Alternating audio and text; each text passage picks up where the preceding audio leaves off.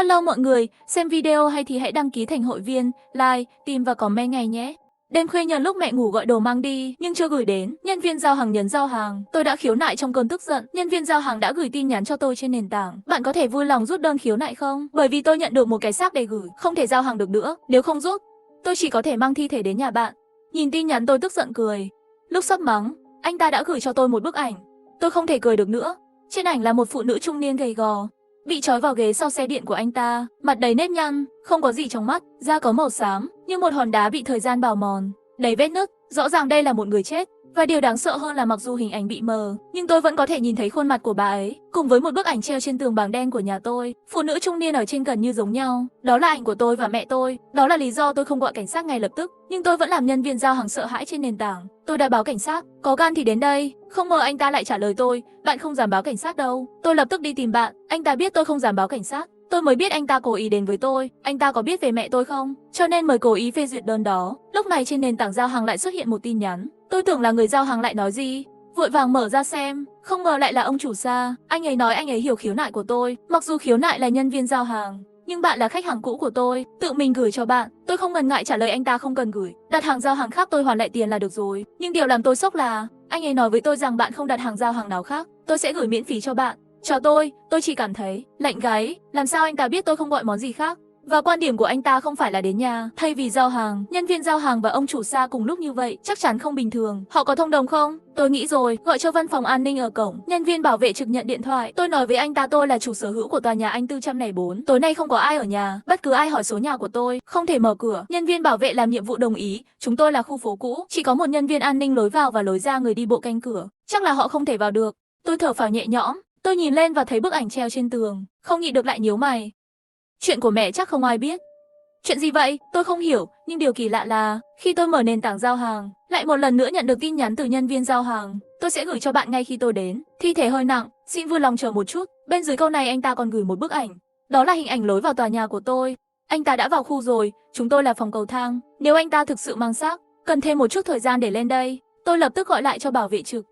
Tôi đã nói với anh là đừng để ai vào, sao vẫn có người vào? Anh ta có vẻ rất mạnh mẽ, giải thích là không thể. Tôi đã ngồi đây cả đêm, không ai vào đây cả, tôi đang vội. Phải, anh ta nói anh ta đang ở dưới nhà tôi để lên cầu thang. Bạn nhanh đến xem nhé. Được rồi, bạn chờ một chút. Tôi lập tức đi, xem xong câu này, anh cúp điện thoại chắc sẽ tới ngay. Chỉ vừa cúp điện thoại thôi, tôi liền nghe thấy tiếng mẹ tôi mắng dữ dội từ trong phòng ngủ. Giao hàng muộn thế này là gì? Ăn thì biết ăn. Ồn ào quá, con biết không?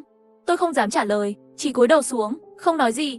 Tôi đã quen với việc mẹ mở miệng mắng rồi, từ nhỏ đến lớn đều như vậy. Học kém sẽ bị mắng, ăn không ngon sẽ bị mắng, ngay cả khi bị bệnh cũng sẽ bị mắng. Và tôi không thể chống cự được, huống chi giờ phút này còn phải đối mặt với một nhân viên giao hàng kỳ lạ nữa. Tôi thậm chí không biết người giao hàng này mục đích là gì, có lẽ không chỉ muốn làm tôi sợ. Và lúc đó điện thoại của tôi lại đổ chuông, là bảo vệ làm nhiệm vụ. Ngay khi kết nối, anh ta đã không vui khi nói với tôi đang ở dưới lầu, đang đi lên lầu, không gặp ai cả. Có khi nào bạn nhầm rồi không? Thật là kỳ lạ. Bạn kiểm tra kỹ đi, không ai cả. Tòa nhà này cũng không lớn, không cần kiểm tra kỹ, cũng không có chỗ trốn. Tôi đến cửa nhà bạn rồi, mà cũng không thấy một bóng nào. Bạn nhầm rồi phải không? Nghe được câu nói này, tôi nhanh chóng đi đến cửa chính, nhìn theo mắt mèo. Bên ngoài thực sự là nhân viên bảo vệ trực gọi điện thoại. Vậy người giao hàng đó đâu rồi? Tôi thấy bảo vệ nhìn xung quanh. Tôi tiếp tục nói, không có gì đâu, tôi xuống lầu rồi. Tôi đã khóa cửa, trong trường hợp ai đó muốn ra vào thì không tốt. Tôi cũng rất bất đắc dĩ, chỉ có thể trả lời là được rồi, cảm ơn bạn đã đi một chuyến. Không có gì, đây là việc tôi nên làm. Khi anh ta nói xong câu này, tôi đồng ý. Tôi nghĩ cuộc trò chuyện của chúng tôi cũng kết thúc ở đây. Nhưng không ngờ, đột nhiên xuất hiện một người khác. Bạn ở nhà một mình phải cẩn thận một chút. Nói xong anh ta quay đầu lại, lạnh lùng nhìn chằm chằm vào mắt mèo bên này tôi, một nụ cười kỳ lạ và phóng đại. Tôi sợ hãi và ngay lập tức lùi lại, căn bản không dám tiếp tục nhìn mắt mèo. Nụ cười của anh ta, như thể anh ta biết tôi đang ở bên mắt mèo, thật kinh khủng. Điều đáng sợ hơn là, tại sao anh ta biết tôi một mình, ở nhà rõ ràng đang liên lạc với anh ta. Tôi đã cố tình bày tỏ ý tôi không có ở nhà. Lúc này trong điện thoại có tiếng bíp bíp bíp. Anh ta cúp máy. Tôi cẩn thận lại gần mắt mèo, hóa ra anh ta không còn ở bên ngoài nữa. Nếu nhân viên bảo vệ làm nhiệm vụ cũng có vấn đề, anh ta có thể đã thông đồng với nhân viên giao hàng từ lâu rồi. Vậy nhân viên giao hàng có ở bên ngoài không? Không thể tin lời của nhân viên bảo vệ làm nhiệm vụ. Ngoại trừ sợ hãi, tôi không biết mình có thể làm gì. Bởi vì tối nay ai cũng có vấn đề, không chỉ ông chủ giao hàng, ngay cả bảo vệ cũng có vấn đề. Tôi không biết họ có liên quan gì, không biết họ có cùng mục đích không, không biết mục đích của họ là gì. Tôi chậm rãi quay lại đại sảnh. Một suy nghĩ, Tôi phải làm gì để tìm hiểu chuyện gì đã xảy ra tối nay? Đứng trong phòng khách, tôi nhìn lên và thấy phòng ngủ mở một khe cửa. Trong phòng ngủ không bật đèn, cho nên trong khe cửa lộ ra khuôn mặt kia xuất hiện. Mặt nó nhợt nhạt, tóc dài, biểu cảm ảm đạm, nhìn chằm chằm vào tôi. Mẹ có thù hận gì với tôi? Tôi biết mẹ lại muốn mắng tôi. Tôi gần như vô thức cúi đầu, không dám nhìn. Cũng vừa nhìn thấy một tin nhắn bật lên trong điện thoại. Tôi mở ra xem, là ông chủ Sa gửi cho tôi. Anh ta nói bạn nói với bảo vệ để tôi vào. Tôi không ngốc, tôi sẽ không đồng ý. Tôi thậm chí không muốn nói chuyện với anh ta. Chỉ là không ngờ, anh ta gửi cho tôi một tin nhắn khác, nói không muốn hại bạn, không cần để bạn thả ra. Tôi ở đây để giúp bạn. Tôi nghĩ vậy, không phải nhân viên giao hàng đó không cần phải thả sao? Nhưng tôi cũng thấy lạ, tôi không có liên hệ gì với ông chủ Sa. Tại sao anh ta lại giúp tôi? Vấn đề lớn hơn là, anh ấy có thể giúp gì cho tôi? Vì vậy, tôi trả lời anh ta và hỏi bạn đang nói gì vậy? Có cần tôi giúp không? Không ngờ câu trả lời của anh ta lại là, tôi biết mọi thứ tôi cần. Đương nhiên cũng biết người giao hàng kia muốn làm gì. Tôi sửng sốt, tôi không ngờ anh ta lại trả lời tôi như vậy. Lúc này điện thoại lại hiển thị cuộc gọi đến, là bảo vệ làm nhiệm vụ. Tôi không trả lời điện thoại ngay lập tức, nhưng trước tiên vô thức ngẩng đầu lên. Trong phòng ngủ của mẹ tôi, đã đóng cửa rồi. Lúc này tôi mới thở phào nhẹ nhõm, sau đó kết nối điện thoại. Bảo vệ trực, như thể không có gì xảy ra, hỏi tôi món hàng bạn đặt bây giờ mới đến. Vừa rồi bạn có nhầm không? Vậy tôi cũng đuổi anh ta đi sao? Quả nhiên ông chủ Sa đã đến cửa tiểu khu rồi. Tôi vẫn còn do dự không biết có nên cho anh ta vào không. Không ngờ anh ta lại tiếp tục gửi cho tôi mấy tin nhắn. Khi giao đồ ăn cho nhân viên giao hàng, tôi nhận thấy có gì đó không ổn với anh ta. Nhưng một lời bây giờ tôi không thể giải thích được. Tôi phải vào và tìm người giao hàng. Ngoài ra, nhân viên bảo vệ này cũng có vấn đề. Bạn có phát hiện ra không? Tôi ngạc nhiên, chủ nhân của khu vực này biết những gì tôi không biết. Thậm chí anh ta còn có nghiệp vụ đáng kinh ngạc. Phát hiện nhân viên bảo vệ làm nhiệm vụ không đúng. Tôi tạm thời chưa biết, nhưng tôi nhớ đến nhân viên bảo vệ làm nhiệm vụ, nụ cười kỳ lạ trước cửa nhà tôi, và anh ta không có lý do. Biết tôi ở nhà một mình, tôi quyết định tôi phải để ông chủ Sa vào, cho nên tôi vội vàng nói với bảo vệ làm nhiệm vụ không cần đuổi đi, cho anh ta vào để giao đồ ăn. Bảo vệ làm nhiệm vụ chỉ để lại một chữ lạnh lùng. Tôi cúp máy, anh ta có vẻ thiếu kiên nhẫn. Nếu anh ta có động cơ với tôi, nếu anh ta cũng biết ông chủ Sa đến giúp tôi, vậy thì anh ta thiếu kiên nhẫn là đúng rồi. Tôi cũng vội vàng gửi tin nhắn hỏi ông chủ Sa, bạn biết gì? Xin vui lòng cho tôi biết tất cả. Và câu trả lời của anh ta hoàn toàn phụ thuộc vào mong đợi của tôi. Vấn đề an ninh rất lớn. Anh ta là người đưa người giao hàng vào, là cố ý cho vào, và nhân viên giao hàng này hoàn toàn không phải là đơn hàng của nền tảng. Lúc đầu tôi vẫn chưa phát hiện ra, sau đó phát hiện bên cạnh cửa hàng của tôi có một nhân viên giao hàng. Tôi mới chợt nhận ra, đó là lý do tại sao tôi nói tôi sẽ đến tìm bạn. Tôi sẽ bắt được anh ta. Bạn yên tâm, nhưng bạn ở nhà một mình, nhất định phải chú ý an toàn. Tin thấy mấy thông tin này của ông chủ, làm tôi giật mình. Điều làm tôi sợ không chỉ là tình huống của nhân viên giao hàng, mà là sao cũng khăng khăng rằng tôi ở nhà một mình, giống như nhân viên bảo vệ làm nhiệm vụ. Nhưng tôi không đơn độc. Tôi lập tức trả lại thông tin cho anh ta. Tôi không ở nhà một mình, tôi và mẹ tôi đều ở đây. Nhanh chóng đưa người giao hàng ra khỏi đây. Lúc đó tôi vô thức nghĩ, ông chủ Sa chắc chắn là đến xử lý nhân viên giao hàng giả, bởi vì nhân viên giao hàng thực sự đang ở bên cạnh cửa hàng của anh ta. Chuyện gì xảy ra anh ta cũng phải chịu trách nhiệm, trừ khi anh ta bắt được người giao hàng giả để trốn tránh trách nhiệm. Đó là lý do tôi nói với anh ta như vậy. Và mẹ tôi đang ở trong phòng ngủ. Tôi không ở nhà một mình. Tôi không tự chủ được ngẩng đầu lên nhìn về phòng ngủ, và cửa phòng ngủ cũng vừa vặn lại chậm rãi mở ra một khe hở.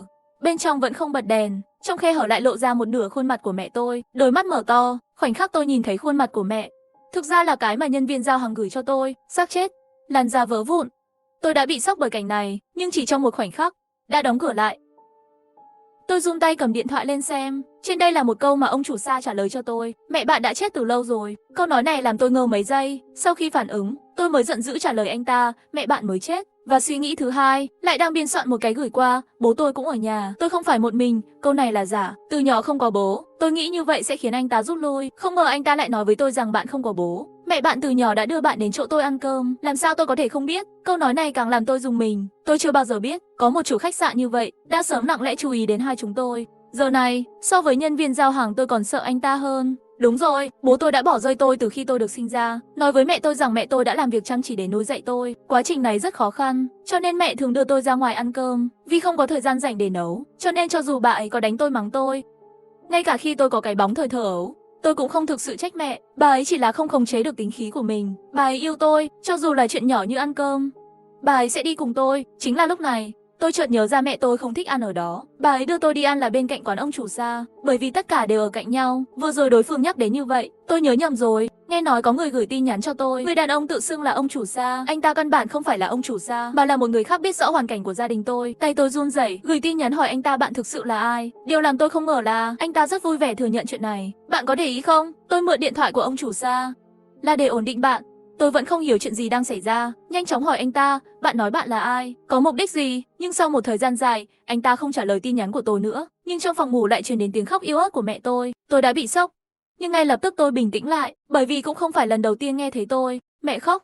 Từ nhỏ đến lớn không biết nghe bao nhiêu lần, bà ấy khóc trong phòng ngủ. Trong lòng bà ấy có rất nhiều chuyện, rất nhiều nỗi buồn. Bà ấy có cơ hội để khóc. Ông chủ Sa đã trả lời tin nhắn của tôi đã bắt được người giao hàng rồi. Bạn vẫn chưa biết tôi là ai à? Tôi vội vàng hỏi lại anh ta, tôi không biết bạn là ai. Tin nhắn tiếp theo của anh ta khiến tôi không thể bình tĩnh trong một thời gian dài. Tôi là cảnh sát. Ông chủ Sa nhìn thấy có người ngất xỉu bên cạnh cửa hàng của anh ta. Bạn không nghĩ anh ta sẽ gọi cảnh sát sao? Nên tôi đã can thiệp, nhưng tôi đã thấy nội dung khiếu nại của bạn. Tôi cảm thấy chuyện này không đơn giản. Tôi sợ bạn bị lừa, cho nên mới giả làm ông chủ để ổn định bạn, vào và bắt người với điều kiện xác nhận bạn an toàn. Thì ra là vậy, tôi nhanh chóng trả lời tin nhắn cho anh ta, bắt được người là được rồi. Cảm ơn anh cảnh sát. Vậy nhân viên giao hàng này là ai? Tại sao anh ta lại đe dọa tôi, hơn nữa còn phải đến nhà tìm tôi? Nhưng điều tôi không ngờ là, cảnh sát lại gửi lại cho tôi một tin nhắn như vậy. Anh ta thật sự mang thi thể của mẹ bạn đến đây. Tôi chỉ cảm thấy đầu mình ù đi, bởi vì trong phòng ngủ mẹ tôi vẫn đang khóc. Trong khi đầu tôi vẫn còn trống, cảnh sát lại gửi tin nhắn cho tôi, nhưng có một câu hỏi quan trọng hơn, thi thể của mẹ bạn đã biến mất, nhân viên giao hàng này không rõ danh tính. Anh ta chỉ nói là người thân nhất của mẹ bạn, và anh ta đã nói với tôi một điều đặc biệt, anh ta nói là bạn giết bà ấy, thi thể của mẹ bạn cũng là bạn giấu ở bên ngoài, anh ta chỉ đưa thi thể về cho bạn. Chuyện này, chúng tôi sẽ mở một cuộc điều tra đầy đủ ngay lập tức, đầu tôi càng rối loạn. Nhanh chóng trả lời anh ta nói dối, mẹ tôi chưa chết, bà ấy vẫn ở nhà, tôi vừa mới gặp mẹ. Nhưng lúc này, tôi đột nhiên phát hiện không còn âm thanh nào trong phòng ngủ nữa, mẹ tôi không khóc, bên trong yên tĩnh như không có ai. Cảnh sát nói với tôi rằng mẹ bạn đã chết, và chúng tôi nghi ngờ bạn, bởi vì chúng tôi có hồ sơ của bạn, nếu nó không liên quan gì đến bạn, lúc đầu nhận được ảnh thi thể đe dọa bạn. Sao không gọi cảnh sát? Có lẽ là nguyên nhân của bệnh, làm bạn quên đã sớm giết mẹ rồi. Nghĩ đi, tôi sẽ lên lầu tìm bạn. Nhìn vào mấy tin nhắn này, tôi gần như ngừng suy nghĩ, có thật là tôi bị bệnh không? Mẹ trong phòng ngủ là ấn tượng của tôi. Ra chưa? Tôi chậm rãi đi về phòng ngủ. Mở cửa ra, quả nhiên bên trong không có ai. Tôi thực sự bắt đầu hoảng sợ. Tất cả những gì tôi nhìn thấy và nghe thấy trước đây đều là giả sao. Tôi bắt đầu nghĩ về một câu mà cảnh sát hỏi tôi. Sao không gọi cảnh sát? Sao tôi không gọi cảnh sát? Tại sao ngay từ đầu tôi đã quyết định không thể báo cảnh sát? Bản thân tôi thậm chí không thể đưa ra một lời giải thích hợp lý. Có lẽ cũng chỉ có nguyên nhân này. Lúc nào cũng mơ hồ có thể đoán được tôi có bệnh, cho nên mới bị bệnh. Tôi nghĩ mẹ tôi vẫn còn ở nhà. Tôi cũng biết tại sao tôi bị bệnh. Bởi vì từ nhỏ tôi đã biết mình là gánh nặng. Là gánh nặng, đó là lý do mẹ tôi buồn mỗi ngày. Tôi biết bà ấy sẽ tốt hơn nếu tôi chết, nhưng tôi lại sợ chết. Muốn sống tốt, nhưng tôi lại không thể sống tốt. Tôi lớn lên bị mẹ tôi đánh đập. Ngay cả khi trưởng thành cũng vậy, tôi vẫn sống mỗi ngày, sợ bị đánh mắng. Có lẽ đó là lý do tại sao tôi giết mẹ. Mẹ ơi, tôi hét vào căn phòng trống. Nước mắt cũng chảy xuống. Tôi run rẩy cầm điện thoại lên, cảnh sát đến bắt tôi. Nhưng đúng lúc đó điện thoại lại nhớ ra là bảo vệ làm nhiệm vụ. Sau khi cảnh sát nói anh ta có vấn đề, tôi không nhận nữa. Nhưng tại sao anh ta lại gọi? Tôi không thể không kết nối được, và anh ta nói, hãy nghe tôi, đừng tin ai cả. Bởi vì là điện thoại liên lạc kịp thời, tôi không nghĩ mà nói anh ta là cảnh sát. Cái gì? Nhân viên bảo vệ làm nhiệm vụ lại hỏi cảnh sát của tôi. Tôi không biết sao, cảnh sát cần sự đồng ý của nhân viên bảo vệ này. Có thể vào khu vực không? Điều này làm ra đầu tôi tê dại. Và nhân viên bảo vệ làm nhiệm vụ cũng tiếp tục nói với tôi rằng, vừa rồi làm rõ, bạn muốn biết sự thật không? Tôi định thần, chỉ có thể hỏi anh ta chuyện gì đã xảy ra. Bảo hành bảo mật, điều đó cho tôi biết rằng bất kể câu chuyện họ tạo ra, cái gì cũng là giả. Bởi vì họ là những kẻ giết mẹ bạn. Mẹ bạn đã mất tích từ lâu rồi, sinh tử không rõ, đó là lý do tôi biết bạn ở nhà một mình. Và họ cũng nghe nói rằng bạn bị bệnh và mất trí nhớ. Vì vậy, tôi muốn đổ lỗi cho cái chết của mẹ bạn cho bạn. Vì vậy, họ không ngần ngại vận chuyển thi thể trở lại. Tôi đã bịa ra đủ loại dối trá với bạn. Bạn nhất định không thể bị lừa. Tôi đã thông báo, xin vui lòng đến đây. Bây giờ cũng qua tìm bạn. Hãy cẩn thận với sự an toàn của bản thân. Tôi chỉ thấy rùng mình. Phần này thật sự quá mạnh. Tôi gần như trúng chiêu rồi, nhưng tôi còn có một câu hỏi nữa. Vậy tại sao họ lại đuổi mẹ tôi? Làm nhiệm vụ, bảo vệ cũng giải thích cho tôi, bởi vì họ làm sai mục tiêu rồi. Chết tiệt, thật ra là bạn. Bạn có thứ họ muốn.